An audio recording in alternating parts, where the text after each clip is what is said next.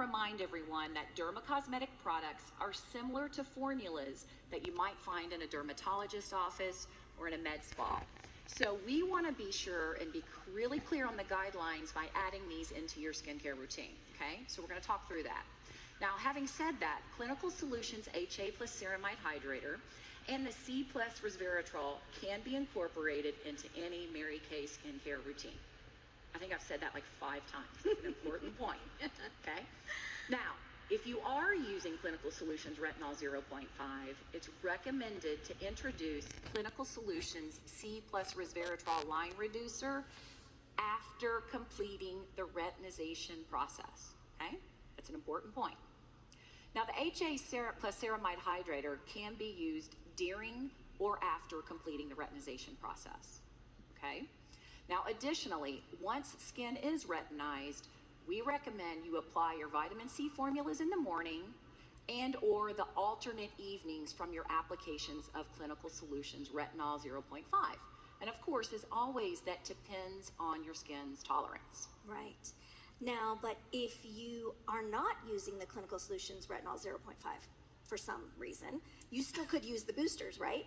Absolutely, and that's an important question. I think I got asked yesterday if you weren't using Clinical Solutions Retinol 0.5, could you use the boosters? And absolutely. Okay, and then two, if I only wanted to use one of the boosters and not both, I could do that as well. Absolutely. Okay.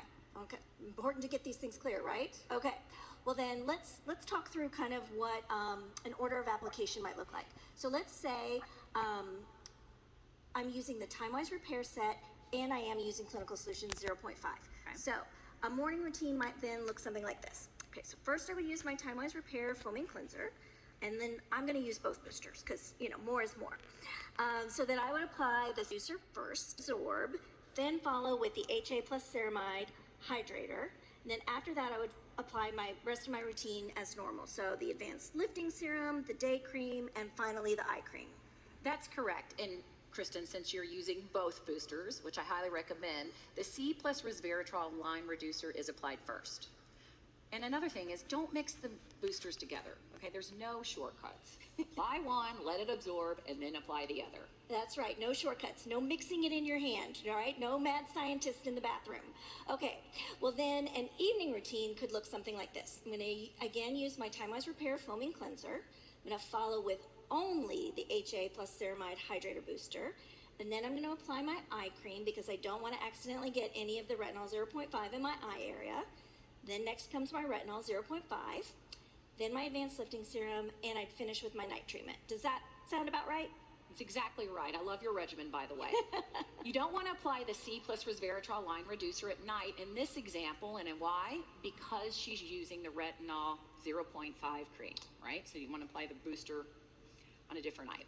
Now, you will still receive the benefits from using the C plus resveratrol once a day, and that's an important point to note.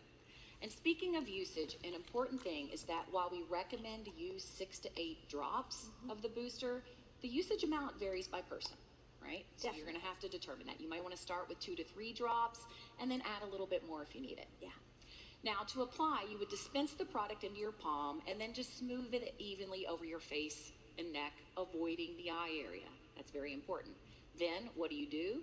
You follow with your favorite Mary Kay serum and moisturizer.